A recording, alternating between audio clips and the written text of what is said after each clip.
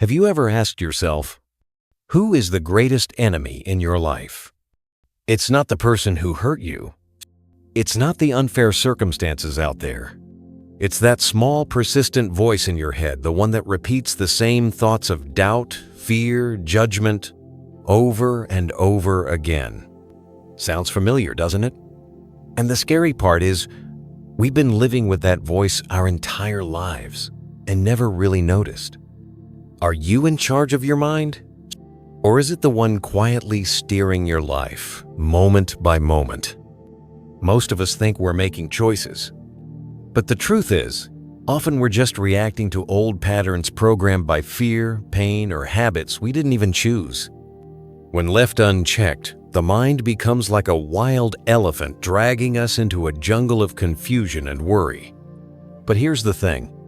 The mind is not your enemy. It's actually the most powerful tool you have. If you learn how to come back to it, to observe instead of react, to pause instead of being swept away. Because like the Buddha said, with our mind, we create the world. And that's not just a metaphor. It's happening right now in your life. So how do we begin this journey? How do we reclaim our minds not tomorrow, not next year, but right now? Today, we'll explore a teaching that's both simple and profound. A way to look within, let go of what no longer serves, and plant seeds of peace in the garden of your mind. 1. The mind is a tool, not the boss. There's something deeply strange that most people never realize. You can live your whole life without ever understanding how your mind truly works. In conversations with students, especially those in midlife or older, I often hear a quiet kind of pain. Why do I keep thinking negative thoughts, even when I don't want to? Why do these worries always come back, even though I know they don't help? Or even, I feel exhausted by my own mind. But when we sit still and look a little deeper, we see it's not because they lack strength. It's not because they don't know what's right. It's simply because no one ever taught them how to work with their mind. In Buddhist teachings, there's a beautiful image. The mind is like an elephant. If left untrained, it'll run wild, trampling over everything precious in your life. But if you know how to guide it with the reins of mindfulness, that same elephant becomes a majestic companion. Steady, wise, powerful. So no, your mind is not broken. It's not good or bad. It's just a tool. And it runs the way it's been trained consciously or unconsciously. If someone grows up in a stressful environment, constantly surrounded by fear and worry, their mind will naturally learn to respond in that way. Even small problems will trigger a storm of imagined disasters. And soon they think, this is me. I'm anxious. I'm negative. But that's not true. That's not who you are. That's just a mind that's never been shown another way. Just like someone who's never learned to drive, we wouldn't blame them for not knowing how to steer a car. But if we let the car drive itself, of course, there's going to be crashes. The same goes for your mind. The Buddha taught, mind is the forerunner, mind is the master, mind shapes all things. Meaning everything you're experiencing, whether joy or pressure, peace or chaos, it largely depends on how your mind is working. I remember one woman in her early 50s came to the meditation center with a face full of tension. She said, I can't stop thinking. My head is like a spinning machine, even when nothing is really wrong. It's making me lose sleep, lose patience with my family, and sometimes I feel like I don't even recognize myself. But after just one short session of meditation, simply sitting, breathing, letting thoughts float like passing clouds, she cried. Not from sadness, but because, for the first time in years, she realized, I am not my thoughts. She could choose to pause. She could choose to not follow the old stories. The mind can be trained, and if we're patient, it can become our most loyal friend. It's not about forcing thoughts to stop. It's about noticing when they veer off course and gently guiding them back. That's what practice is. Not fighting the mind, not trying to dominate it, but understanding it, shining light on it, becoming friends with it. When the mind is nourished with mindfulness, free of judgment, free of grasping, it softens, it clears, it becomes kind. It learns to pause before speaking words that hurt. It knows when to stay quiet. It knows how to let go of what no longer belongs. And it learns to choose what's wholesome right in the moment that matters most.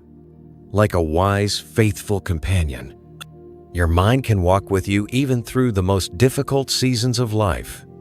And from that place, you no longer live in fear of yourself. You're not dragged around by voices in your head. Instead, you pause, smile, and remind your mind, you're not the boss. You're a friend, and we'll walk together in awareness. And when that moment of understanding clicks, transformation begins, not in some far-off land, but right here, in your breath, in your choices.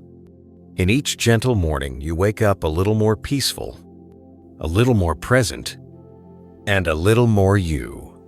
2. Every thought is a seed.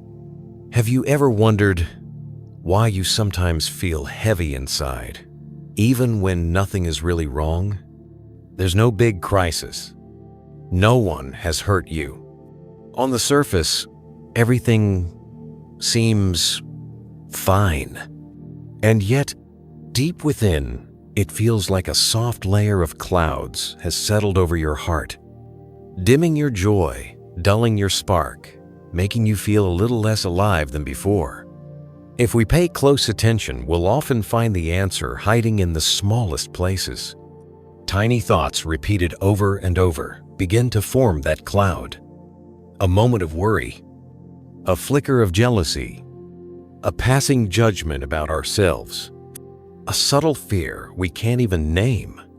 Each one, like an invisible seed, falls silently into the soil of the mind. In Buddhist teachings, the mind is often compared to a garden, and every thought we think is a seed. Even a fleeting thought plants something deep within us. And here's the strange part. The mind doesn't reject any seed. It doesn't ask, is this a good seed? It simply receives and begins to nurture it through repetition. I remember a man in his 40s once said during a beginner's meditation class, I used to think negative thoughts didn't matter as long as I didn't act on them. But now I see they've changed how I see life and how I see myself. Exactly. Negative thinking doesn't just affect our mood. It slowly shapes the person we become. It dims the light in our eyes. It shrinks our ability to trust, to forgive, to open our hearts. And it can leave even someone who has everything feeling strangely empty. It's like unknowingly planting weeds in your garden, then wondering why no flowers are growing. The mind works the same way. We can't expect peace to bloom if all we've been watering are seeds of fear, resentment, doubt, and self-criticism. In the Anguttara Nikaya, the Buddha taught, a well-trained, well-settled mind gives rise to wholesome qualities. That means if we care for the mind like we care for a garden, goodness will naturally begin to bloom. And that care begins with this: choosing which thoughts we allow to stay. It's not about forcing fake positivity.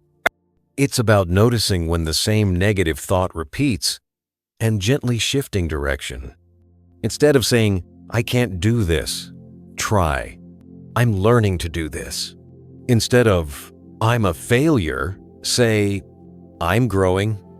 These small phrases, like soft drops of water, can, over time, wear down even the hardest stones of self-doubt. An elderly practitioner once shared a lovely habit. Every night before sleep, she'd write down 3 good things that happened that day, no matter how small. A smile, a warm cup of tea, a moment she stayed calm when misunderstood. She said, "I'm planting good seeds in my sleep, so that when I wake up, I'm walking through a garden with more flowers than thorns." Sounds simple, but it's actually a deep practice. Our subconscious, the richest soil of all, is most open right before sleep. Whatever thoughts we repeat in those moments become the seeds that quietly grow the next day. If someone constantly retells their pain, replays old stories, or imagines worst-case scenarios, eventually, they'll start to see the world that way. Not because life is unfair, but because their mind is painting the world with the colors of the seeds they've sown. But here's the beautiful part. At any moment, you can change the kind of seeds you're planting. It only takes a second of awareness to say, "I don't want to keep thinking this way." Just one pause to breathe instead of blame. Just one day without judging yourself, and instead honoring your growth. And little by little, your inner garden begins to change. After working with so many students here, from young adults rebuilding after heartbreak to elders reflecting near the end of life, there's one thing I've noticed.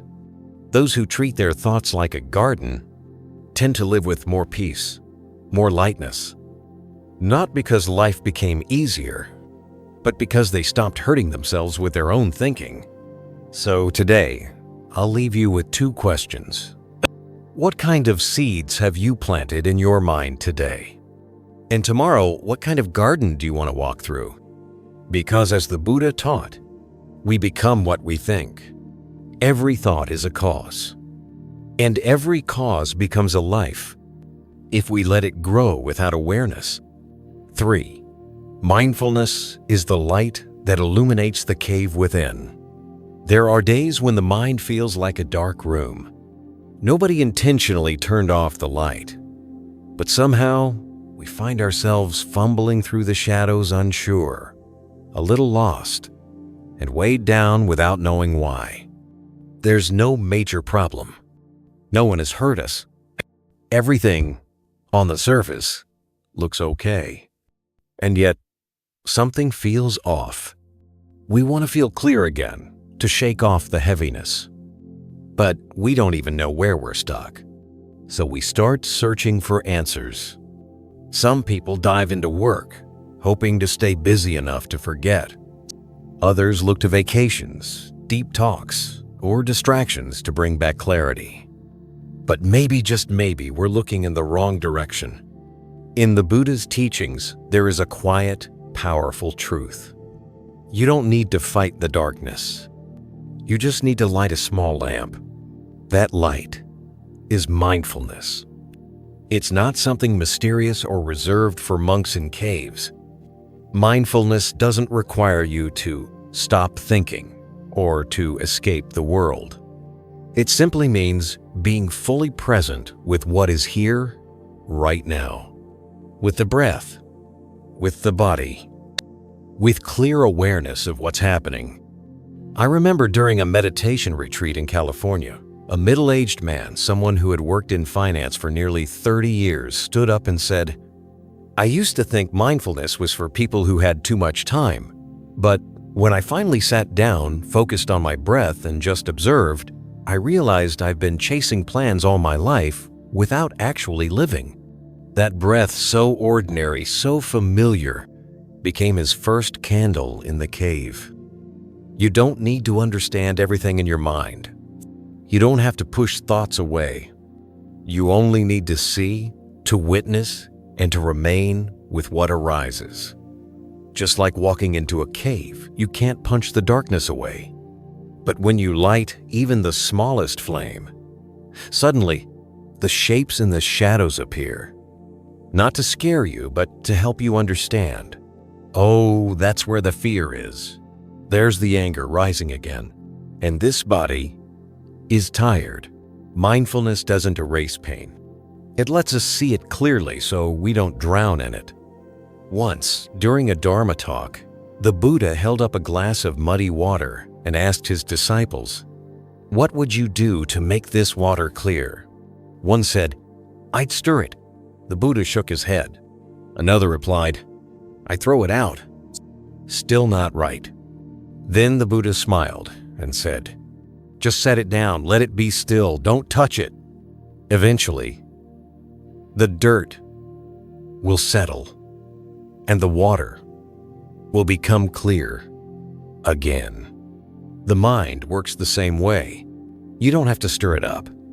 You don't have to force anything. You simply return. Take one conscious breath and let it settle. That return, that quiet noticing, is mindfulness. And the beautiful thing is, mindfulness is always available. Whether you're washing dishes, driving, sipping tea, or walking through a park, if you simply know you're doing it and don't let the mind wander off, you're already practicing. An elder Buddhist woman once told me that in her 40 years of motherhood, she was always rushing. Every task was just something to finish so she could move on to the next. But once she learned meditation and mindfulness, she said, "Now I wash each dish as if it's the last time I'll ever wash a dish. And suddenly, it's beautiful. The dish didn't change. Her mind did." That's mindfulness. It doesn't color your life. It simply shines a light so you can see what's truly there. No more running. No more confusion. No more judgment. Because once the light is on, you don't need to stumble anymore. You stop reacting blindly. You stop repeating the same old regrets. You stop saying, "if only," at the end of the day. Instead, you begin to live. Awake. Grounded. Fully here. Even the simplest moments become sacred. So if tomorrow comes and you feel anxious, tired, or overwhelmed, don't force yourself to push everything away. Just sit down. Place your hand gently on your belly and breathe. Follow your breath like holding a small candle as you walk slowly into the quiet cave of your own heart. And over time, what needs to be seen will reveal itself, and the darkness, which was never truly real, will quietly fade. 4. The power of a disciplined mind. There's something quietly profound in the spiritual path that most people overlook. Others might not see your inner journey, but they feel it in the way you show up in the world.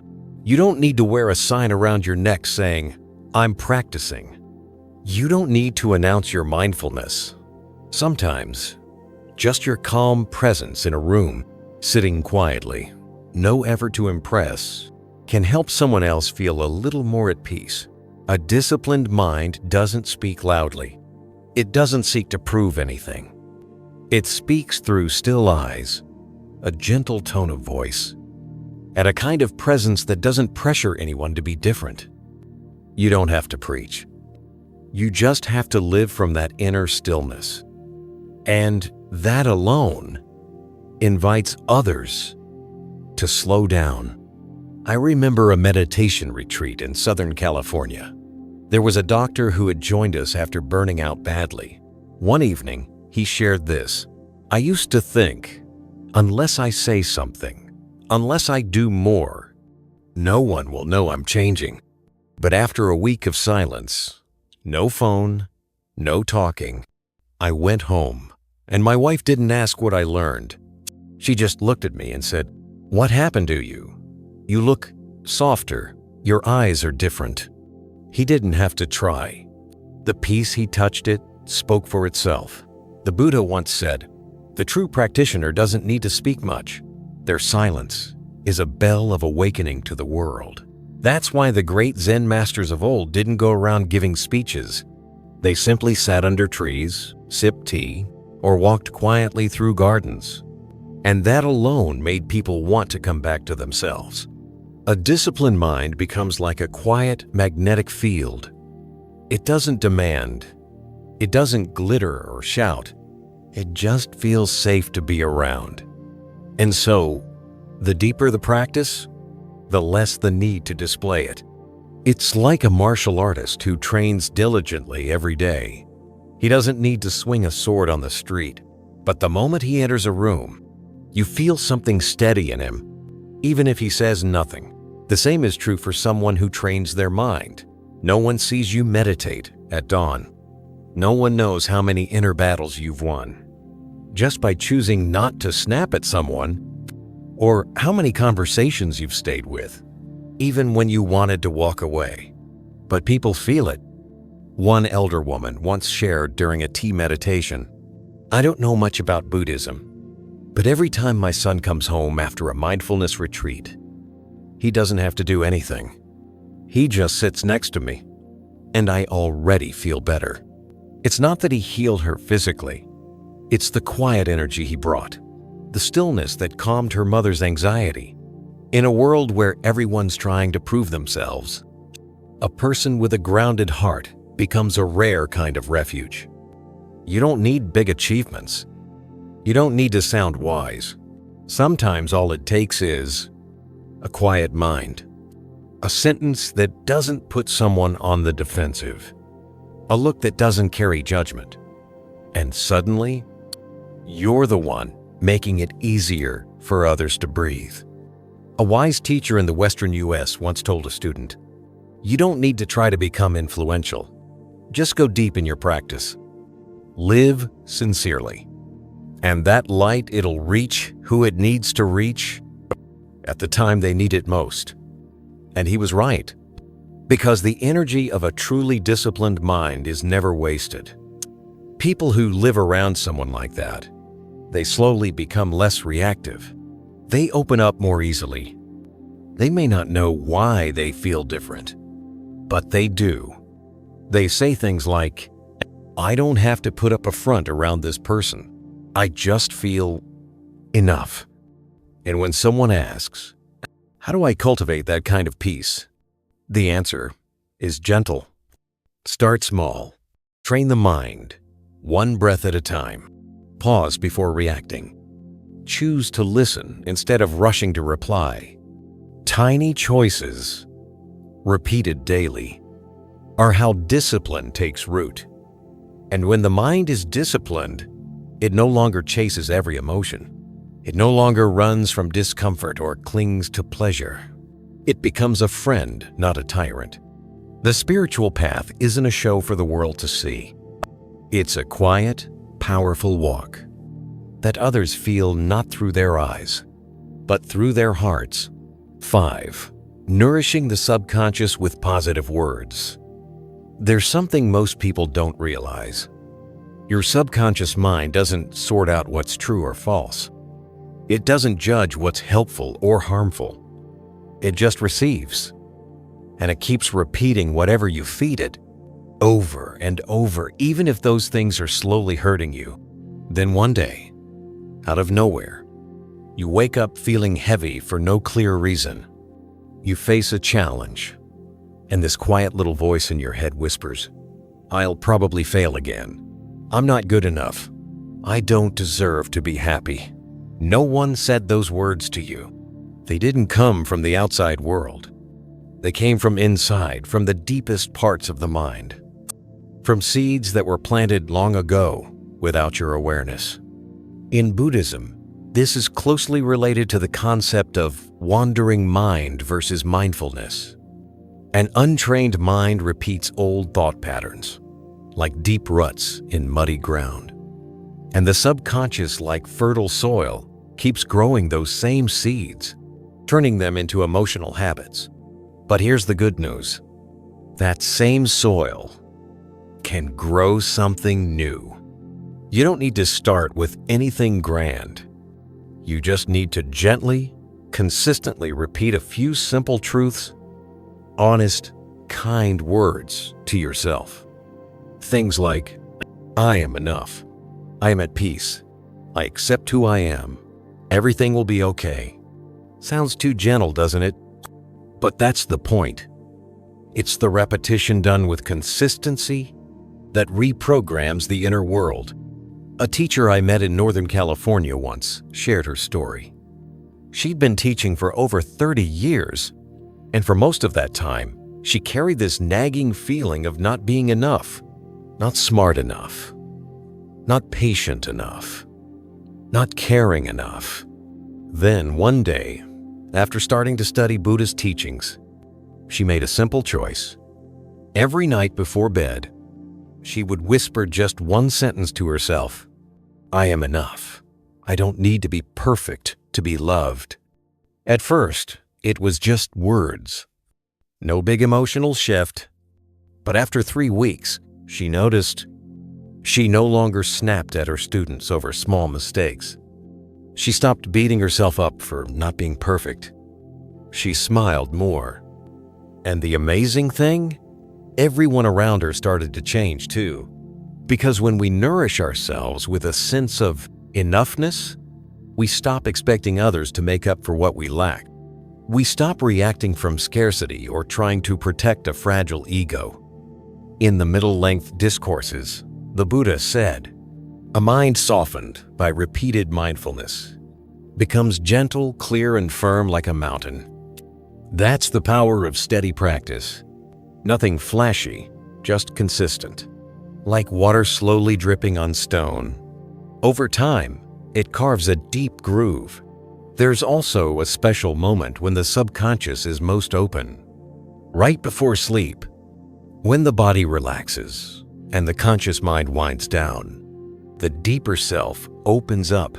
So instead of scrolling your phone until your eyes hurt, what if you just closed your eyes, took a deep breath, and whispered, "I'm grateful for today. I am at peace. Everything is unfolding for a good reason." That's it. No need to force belief. Just plant the seed regularly, and your subconscious will begin to grow it. It's like tending a long-abandoned garden. You don't need to fix everything overnight. Just pull a few weeds, pour a little water, and over time, green shoots start to rise. Not from force, but from the quiet life that's always been waiting underneath. So if today you still catch yourself falling into negative thoughts, please don't be hard on yourself. Just begin. Say something kind. Repeat it not to prove anything, but because your heart is ready to be healed. 6. Don't believe everything you think. There's something that's easy to misunderstand, but it's crucial in both spiritual practice and daily life. Not every thought in your head is true. Sometimes, what you hear inside your mind is just an echo from the past, or a leftover fear you've never really looked at. Thoughts, they don't have shape, they don't have weight, they don't even have a scent. But they can completely take over your mood, your behavior, and even shape your future. Not because the thoughts are true, but because you believed them. There was a middle-aged woman who once shared this during a meditation retreat at a temple in Oregon. There's this voice in my head that always says, "I'm not good enough." Even when people compliment me or love me, a part of me still doesn't believe it. I always thought that voice was me. But after a few weeks of silent sitting, just watching her mind without trying to change it, she finally saw it clearly. That voice, it wasn't really me. It was a thought I had carried since childhood. From being judged, compared, rejected. And it kept repeating, even though my life isn't like that anymore. The Buddha called this kind of mental activity deluded thoughts. They're not real, but they feel real when we're not aware. He once compared the mind to a wide, open sky. And thoughts? They're just clouds drifting by. Some are dark, some are gray, some are light and fluffy. But no matter what they look like, they come and go. It's the sky that stays. You are the sky, not the clouds. Many of the thoughts in your head are just aftershocks, not voices from the present moment. A fear that pops up might actually be from something that happened 10 years ago. A sadness you feel today might not be about today at all. Maybe it's just that the weather reminds you of a painful memory, like a breakup or loss. The mind is subtle like that. It stores things. It reflects. It replays even when we don't ask it to. That's why, if we don't learn to observe it, it tricks us. An elder Buddhist once said something that really stuck with me. Not every thought needs a response. Some thoughts just need an exhale. It's like sitting by a river and watching a dry leaf float past. You don't jump in to grab it. You don't need to analyze where it came from. You just watch it float by without judgment, without reaction.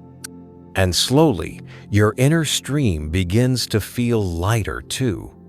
In one of his teachings on the 4 foundations of mindfulness, the Buddha taught us to observe the mind as it is, not to cling to it, not to fix it, not to identify with it. He didn't say, fight negative thoughts. He didn't say, chase positive ones. He simply invited us to see and then let go.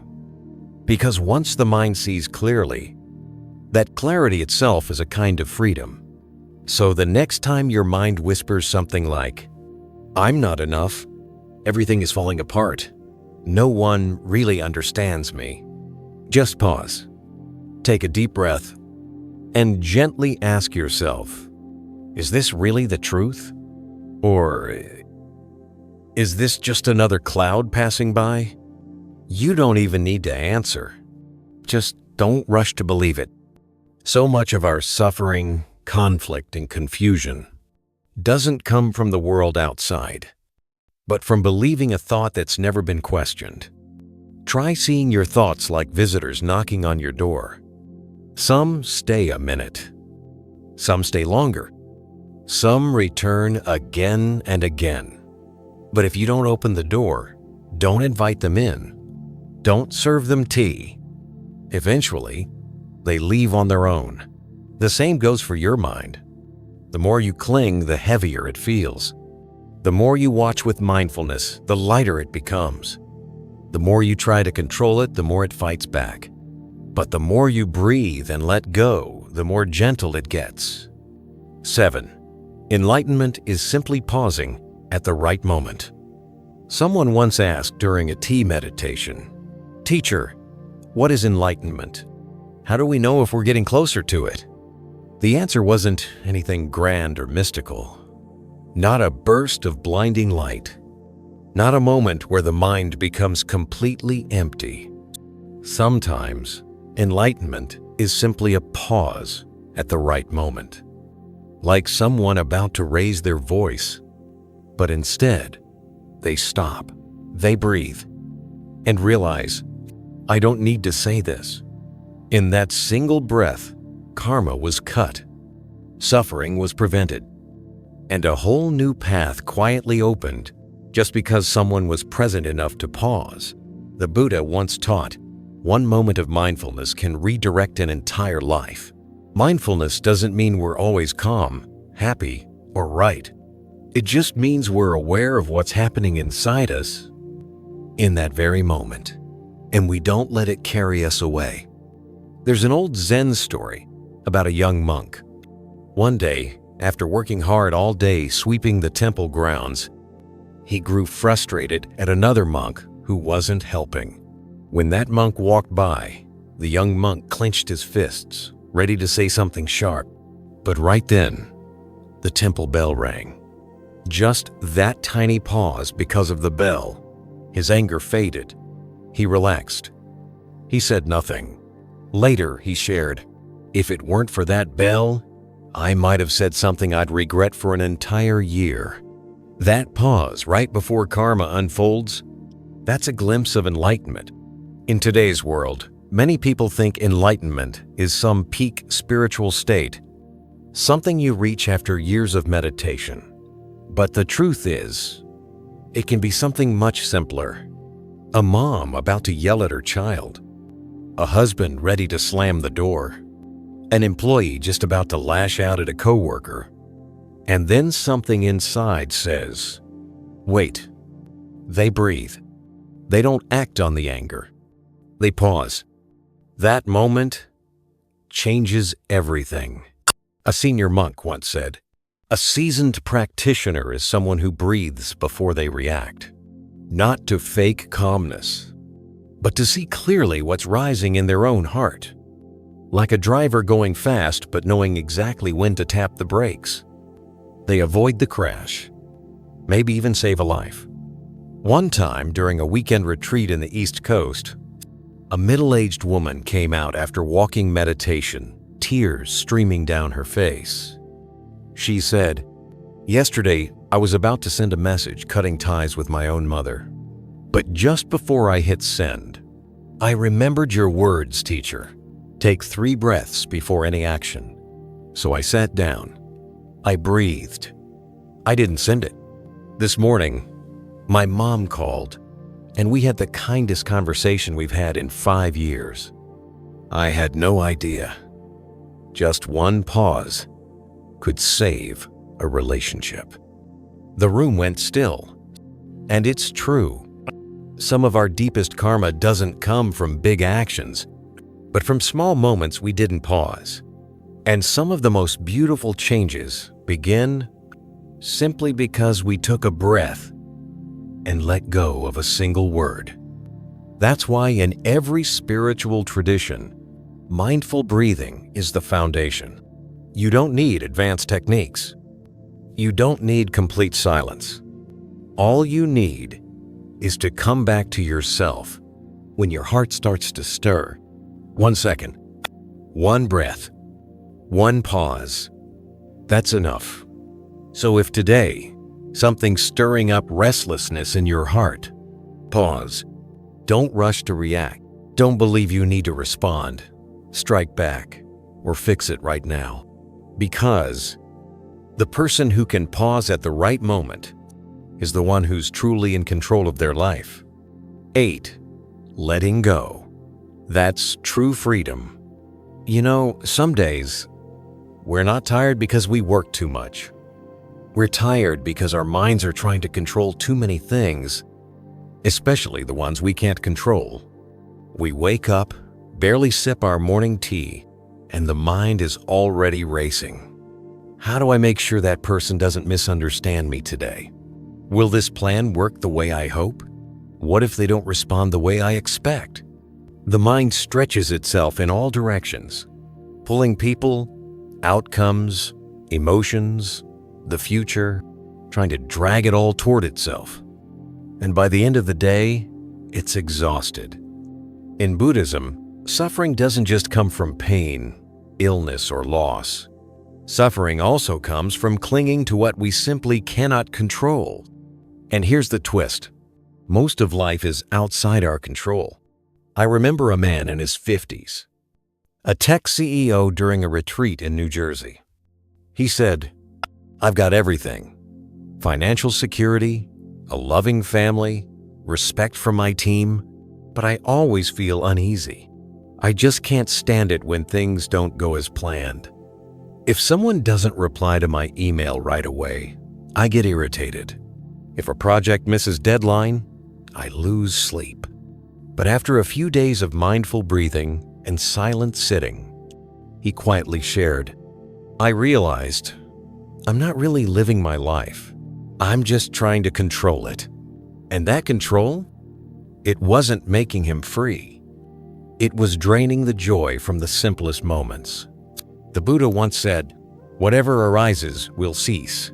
Whatever comes will go." There is nothing that lasts forever for us to cling to. So when we hold too tightly to a fixed outcome, a specific expectation, suffering is almost guaranteed. The Buddha also taught, "Abide in the Dharma, unattached to results." That is the path to true freedom. In today's world, a lot of our suffering doesn't come from lack, it comes from expectation. We want things to be perfect. We want others to love us exactly how we want. We want good things to arrive quickly and stay forever. But life doesn't follow our blueprint. Life is like a river, sometimes calm, sometimes turbulent. You can't control the water. You can only learn to flow with it. One woman came to the temple and said tearfully, "I've done everything for my husband. I don't understand why it's still not enough." The answer wasn't, "Try harder." The answer was, maybe you need to let go of the expectation that love always comes back the way you want. Because love isn't about control. Love is a beautiful act. But if it's tied up with attachment, it becomes a burden. Letting go isn't giving up. Letting go isn't indifference. Letting go is seeing clearly what is mine and what is not. Do your best, but don't tie your happiness to the outcome. Whether you're a spiritual seeker or just trying to live more mindfully, there's a simple truth. You can't control whether it rains today. You can't control someone else's emotions. You can't control the future to go exactly as planned. But you can choose not to react with frustration or fear. And that is freedom. Freedom doesn't come from everything going our way. Freedom comes from being steady even when it doesn't. One Zen teacher once said, "A free person is someone who can smile at what cannot be changed. Not because it doesn't hurt, but because they've accepted the truth of impermanence." So, if your heart feels tight right now, maybe you're holding on too tightly to something. If you're tired all the time, maybe it's not because you're doing too much, but because you're expecting too much. Try breathing and gently asking yourself, am I trying to control something I can't? If the answer is yes, softly let it go. Don't force it, just see it. And the letting go will happen, like an arm naturally relaxing after holding on too long. 9. Mindfulness is the true success.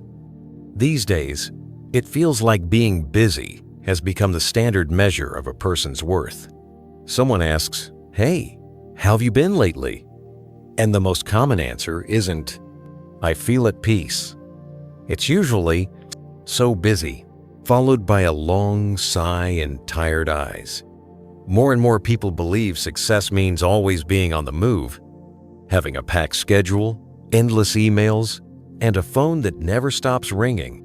But eventually, even at the peak of their careers, many begin to ask a familiar question: have I lost something along the way? And maybe what they've lost is the ability to be fully present in what they're doing. The Buddha never said we need to give up our careers or go live in caves to find awakening. He taught something far more practical and yet challenging. Whatever you do, do it with presence, with mindfulness. It doesn't have to be big. Just a cup of tea sipped in peace. A word spoken with clarity. A step taken with awareness. These small things, done with a mindful heart, carry more weight than 100 actions done on autopilot. There was a man, once a high-powered CEO, who shared this during a morning retreat in the North. "I used to handle dozens of emails an hour, jump between back-to-back meetings, make big decisions. But I realize now I wasn't really there for any of it." He continued, "It wasn't until I was taught how to wash dishes mindfully, yes, just washing dishes, that I finally saw how rushed my life had become. When I slowed down and washed one dish at a time, without thinking of anything else, I felt light, full, and alive." Then he smiled through tears and said, "Maybe I've done too much over the past 45 years, but I've rarely done anything with a truly mindful heart." The entire meditation hall fell silent, because deep down, everyone understood. It's not how much we do that makes life meaningful. It's the quality of our presence in each thing we do. In the Anguttara Nikaya, the Buddha taught, one may live 100 years without mindfulness, but a single day lived with awareness is worth far more. It's not about the length of time. It's the depth of consciousness that gives our life true value.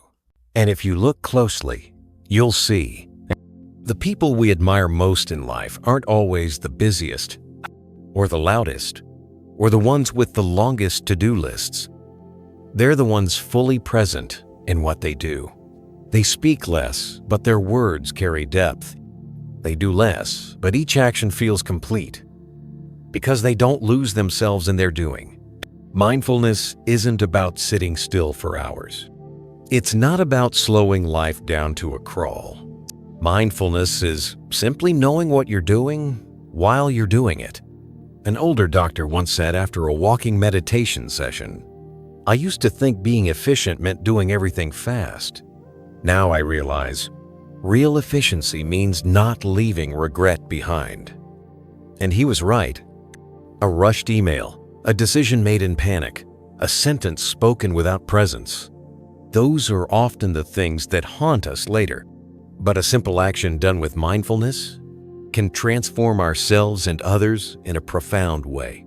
One young student shared this during a meditation class.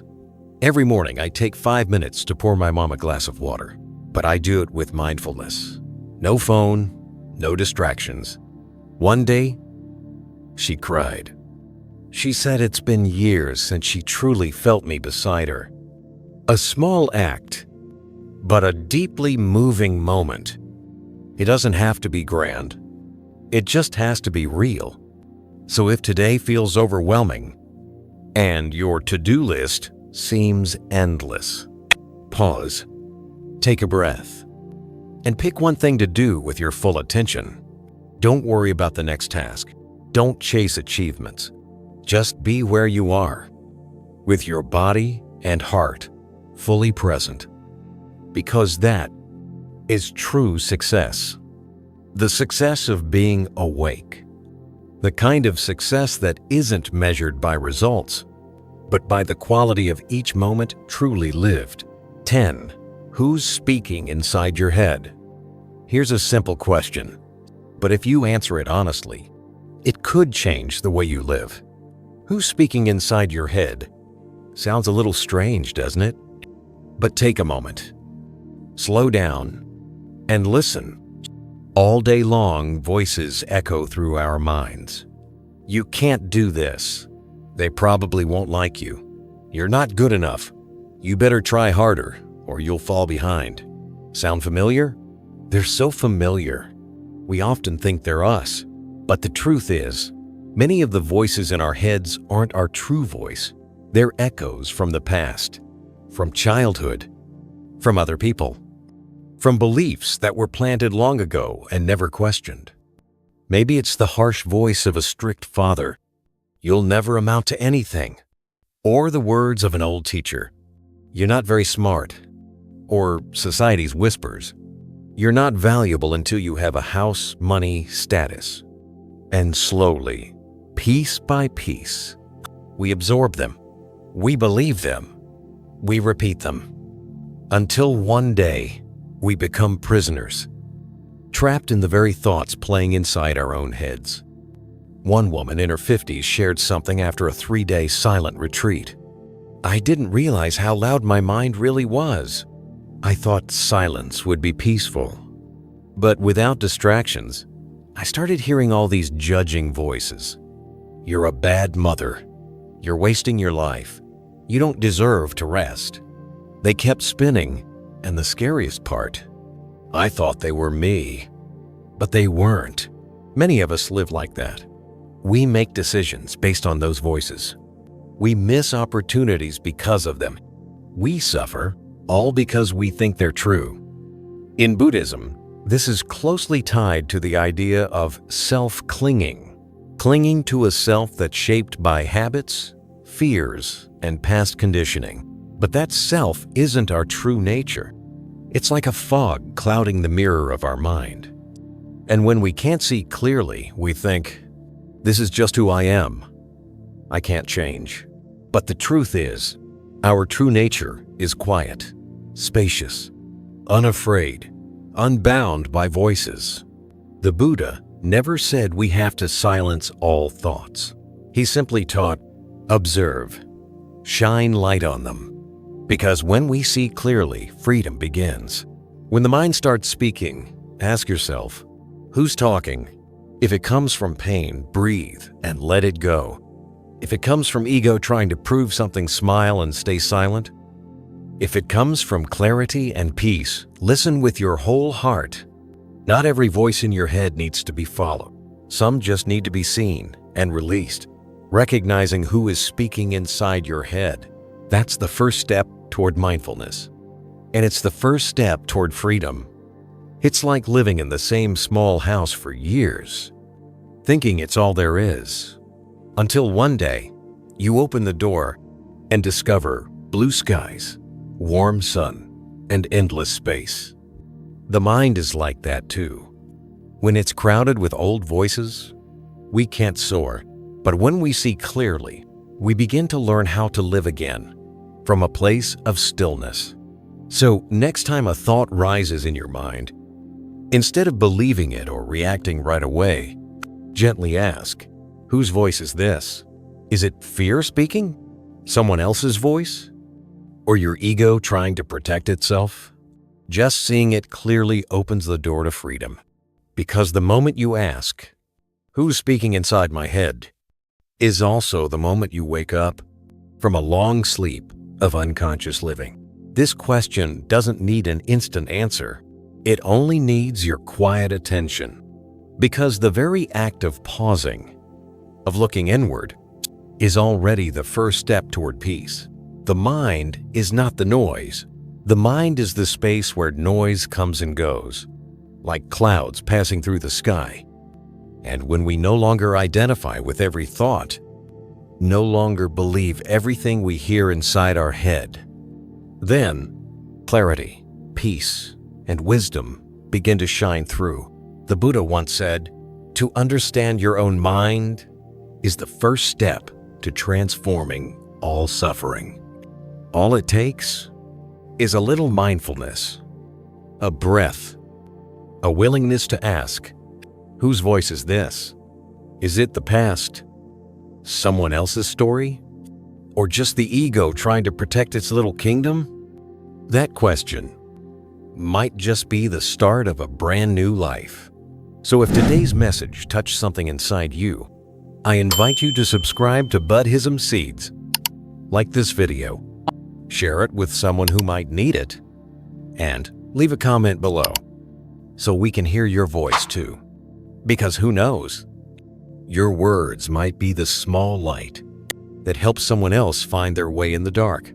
May you always walk with peace, with clarity, and with mindfulness on this journey home to your true self.